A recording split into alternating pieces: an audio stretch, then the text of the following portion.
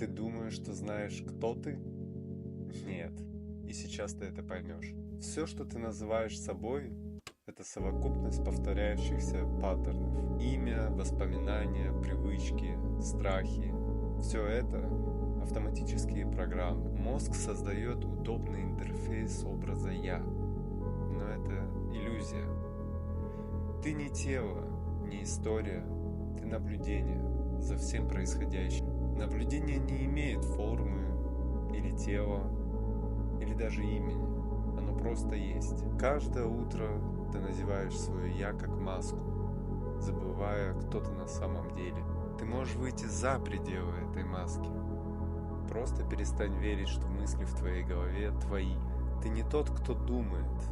Ты тот, кто замечает поток мыслей в твоем разуме. Если это отзывается в тебе, подпишись. Здесь будет много интересного. И